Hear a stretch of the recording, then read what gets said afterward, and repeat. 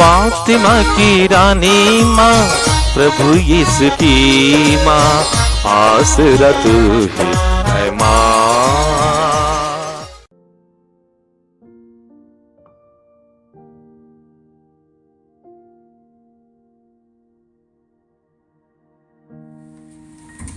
वर्ष का 17वां इतवार। पहला पाठ राजाओं का पहला ग्रंथ, अध्याय 3, पद संख्याएं 5, 7 से 12 तक। गिबओन में प्रभु रात को सुलेमान को स्वप्न में दिखाई दिया। ईश्वर ने कहा, बताओ मैं तुमको क्या दे दूं? सुलेमान ने उत्तर दिया, हे प्रभु मेरे ईश्वर, तूने अपने सेवकों को उसके पिता दाऊद के स्थान पर राजा बनाया, लेकिन मैं अभी छोटा हूं। मैं यही नहीं समझता कि मुझे क्या करना चाहिए। मैं यहाँ तेरी चुनी हुई प्रजा के बीच हूँ। यह राष्ट्र इतना महान है कि उनके निवासियों की गिनती नहीं हो सकती। अपने इस दास को विवेक देने की कृपा कर, जिससे वह न्यायपूर्वक तेरी प्रजा का शासन करे और भला तथा बुरा पहचान सके। नहीं तो कौन तेरी इस असंख्य प्रजा का शासन कर सकता है? सुलेमान का यह निवेदन प्रभु को अच्छा लगा। प्रभु ने उनसे कहा, तुमने मुझसे यह मांगा। तुमने अपने लिए ना तो लंबी आयु मांगी, ना धन संपत्ति और ना अपने शत्रुओं का विनाश। तुमने न्याय करने का विवेक मांगा है, इसलिए मैं तुम्हारी इच्छा पूरी करूंगा। मैं तुमको ऐसी बुद्धि और ऐसा विवेक प्रदान करता हूं कि तुम्हारे समान ना तो पहले कभी कोई था और ना बाद में कोई होगा। यह प्रभु की वाणी है। भजन अनुवाक्य। हे प्रभु, तेरी संहिता मुझे कितनी प्रिय है। हे प्रभु, तू मेरा सर्वस्व है। मैं तेरी आज्ञाओं का पालन करने का निश्चय किया है। संसार की सोना चांदी की अपेक्षा मुझे तेरी संहिता कहीं अधिक वांछनीय है। अनुवाक्य। हे प्रभु, तेरी संहिता मुझे कितनी प्रिय है। मैं तेरी आज्ञाओं को परिष्कृत सोने से भी अधिक चाहता हूँ। मैं तेरे नियमों पर चलता और कुकर्म से घृणा करता हूँ। अनुवाक्य। हे प्रभु, तेरी संहिता मुझे कितनी प्रिय है। तेरी आज्ञाएं अपूर्व है, इसलिए मैं उनका पालन करता हूँ। तेरी वाणी की व्याख्या ज्योति प्रदान करती है, वह अशिक्षितों को भी समझ में आती है। अनुवाक्य। हे प्रभु, तेरी संहिता मुझे कितनी प्रिय है। दूसरा पाठ। रोमियों के नाम संत पौलुस का पत्र, अध्याय 8, पद संख्याएं 28 से 30 तक। हम जानते हैं कि जो लोग ईश्वर को प्यार करते हैं और उसके विधान के अनुसार बुलाए गए हैं, ईश्वर उनके कल्याण के लिए सभी बातों में उनकी सहायता करता है, क्योंकि ईश्वर ने निश्चित किया कि जिन्हें उसने पहले से अपना समझ लिया है, वे उसके पुत्र के प्रतिरूप बनाए जाएं, जिससे उसका पुत्र इस प्रकार बहुत से भाइयों का पहलौठा हो। उसने जिन्हें पहले से निश्चित किया, उन्हें बुलाया भी। जिन्हें बुलाया, उन्हें पाप से मुक्त भी किया, और जिन्हें पाप से मुक्त किया, उन्हें महिमान्वित भी किया। यह प्रभु की वाणी है। जय घोष। alleluia, alleluia। प्रभु कहते हैं, मैंने तुम्हें मित्र कहा, क्योंकि मैंने अपने पिता से जो कुछ सुना है वह सब तुम्हें बता दिया है। alleluia। प्रभु आप लोगों के साथ हो और आपके साथ भी। सम्मति के अनुसार प्रभु का पवित्र सुसमाचार। प्रभु की जय।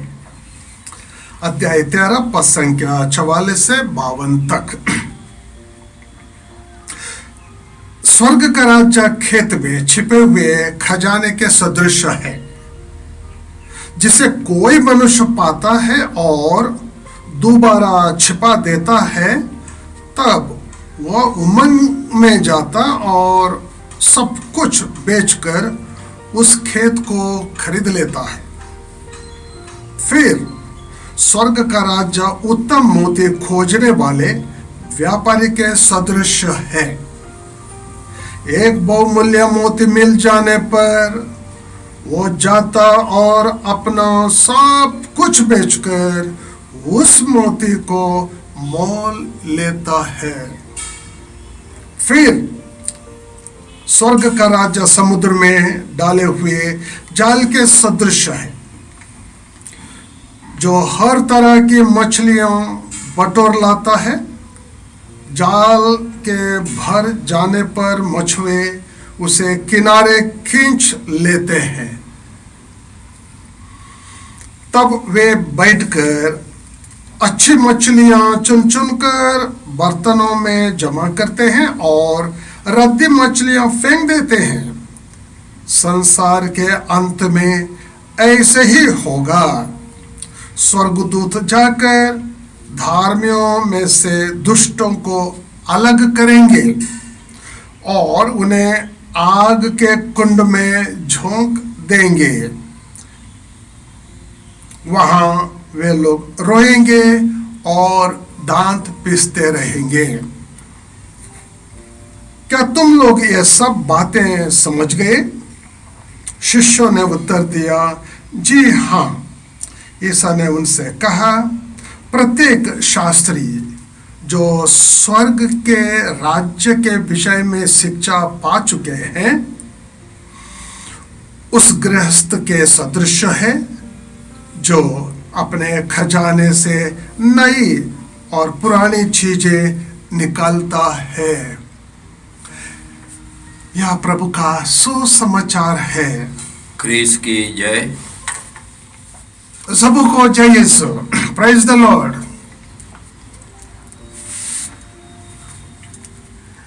हम लोग रोज रोज मीडिया के द्वारा व्हाट्सएप, न्यूज़पेपर, टीवी चैनल के द्वारा महामारी के बारे में बहुत कुछ सुनते हैं और सुनाते भी हैं और डर के मारे जीवन बिताते हैं।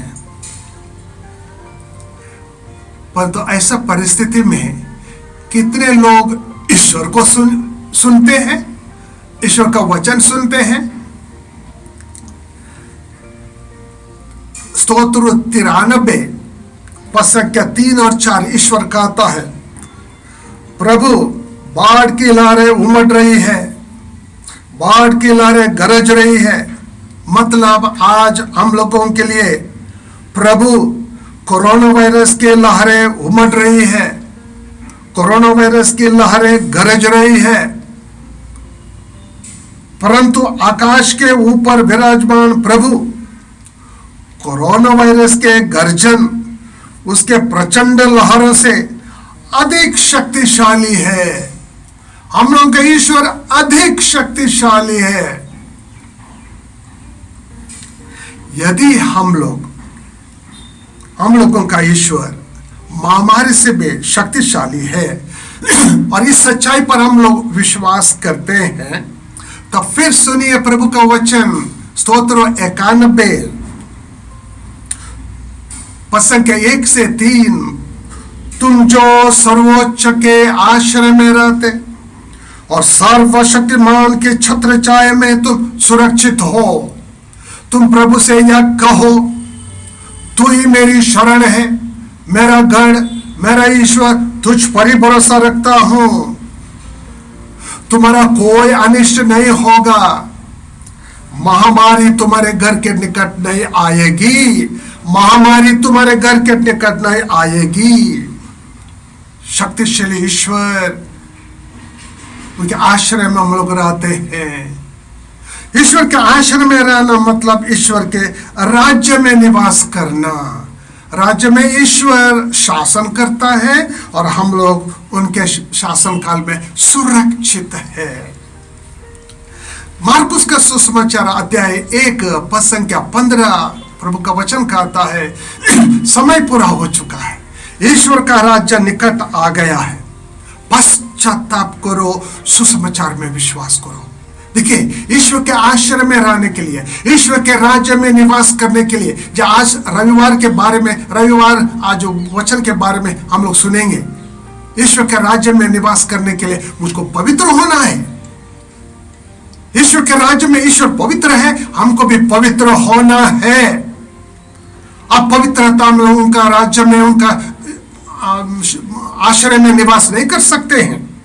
इसलिए आज का पाठ सुनिए,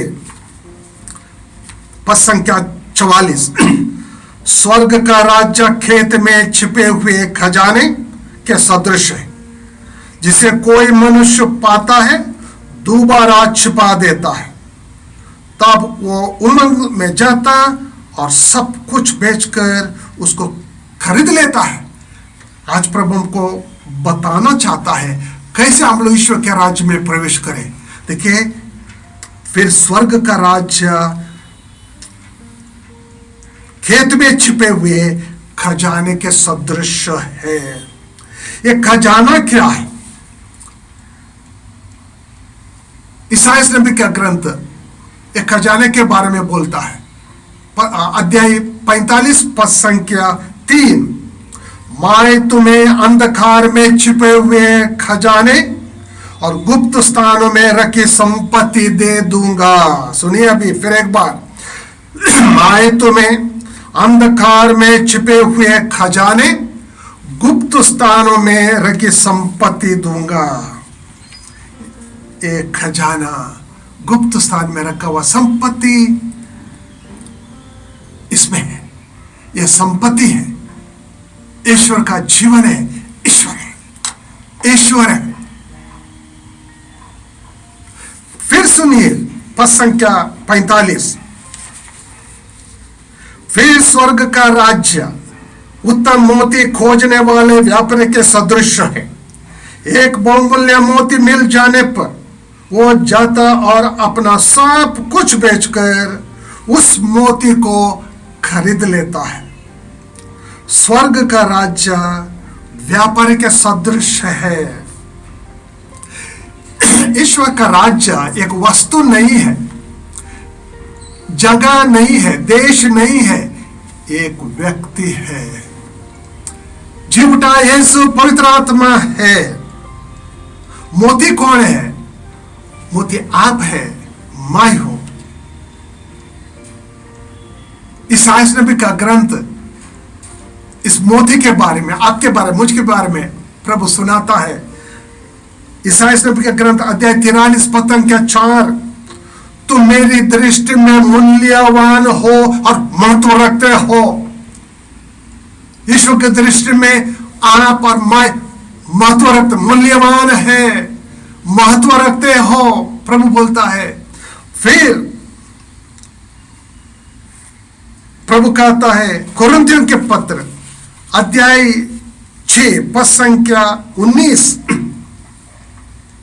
क्या आप लोग यह नहीं जानते कि आपका शरीर पवित्र आत्मा का मंदिर है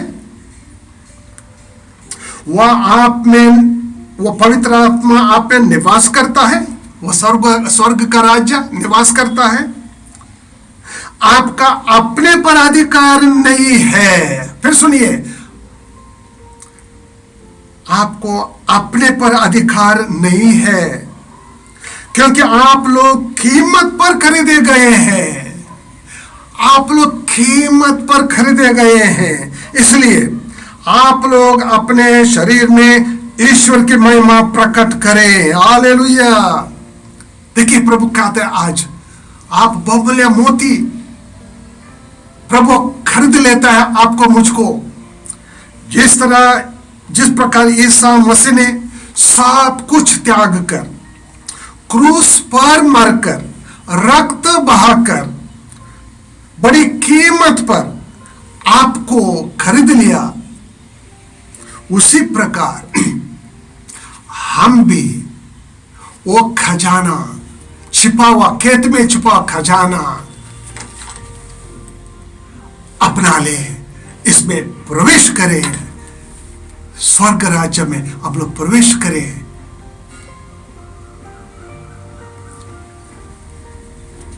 आज का पाठ के द्वारा आप लोग सुनेंगे जक्यूस, संत लूकस का सुसमाचार अध्याय 19, वो कैसे राज्य में प्रवेश करता है और कैसे व्यापारी उसको पाता है। जक्यूस कंजूस है, पैसा वसूल करता है, पैसा उनके सब कुछ है, घूस लेता है, घूस देता है, पैसा उनका ईश्वर है। वो यीशु को देखना चाहता है, मिलना नहीं चाहता है। वो नाटक था, इसलिए यीशु को देखने के लिए गूलर का पेड़ पर चढ़ गया।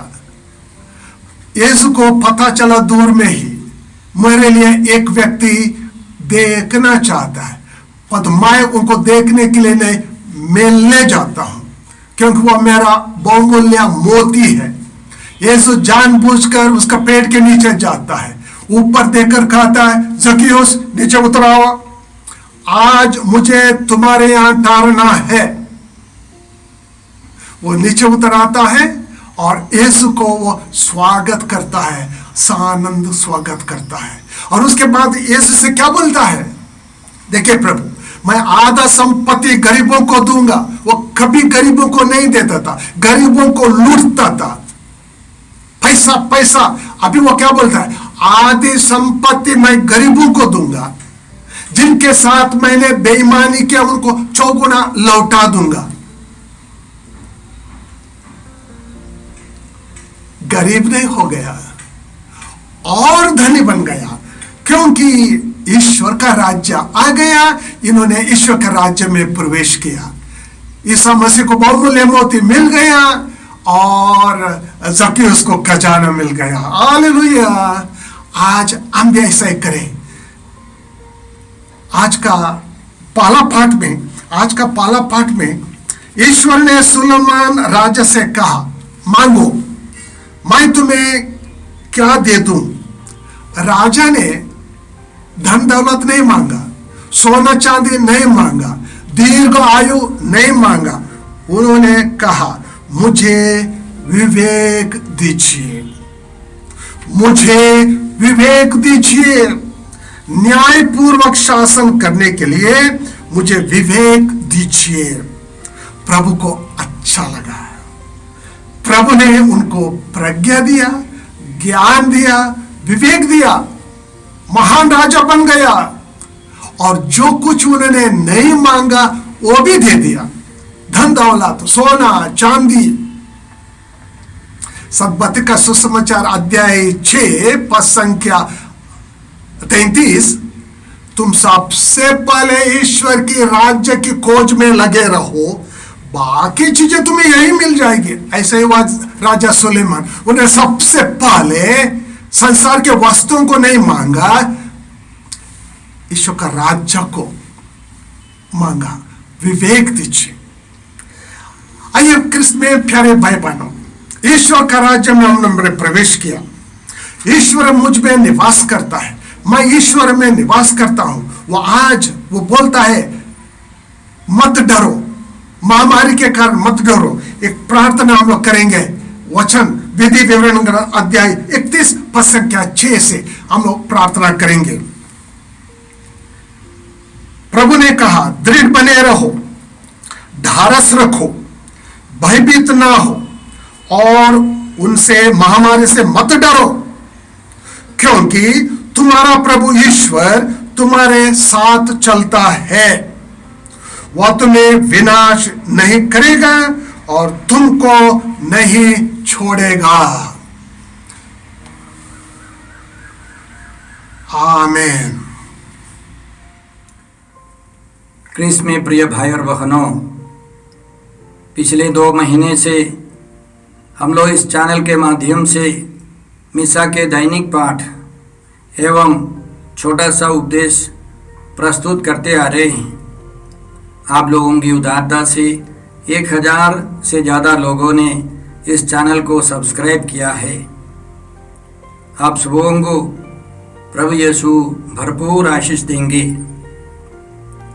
आप कृपया यहाँ के कार्यक्रम लाइक करें, शेयर करें और बेल आइकन दबाकर हमें सूचित करें, ताकि यहाँ की सारी वीडियोस आपको मिलती रहेंगी। आप अन्य लोगों को भी प्रेरणा दें ताकि वे भी इस चैनल को सब्सक्राइब करें। प्रभु यीशु आपको और आपके परिवार को 100 गुनी आशीष देंगे। जय यीशु।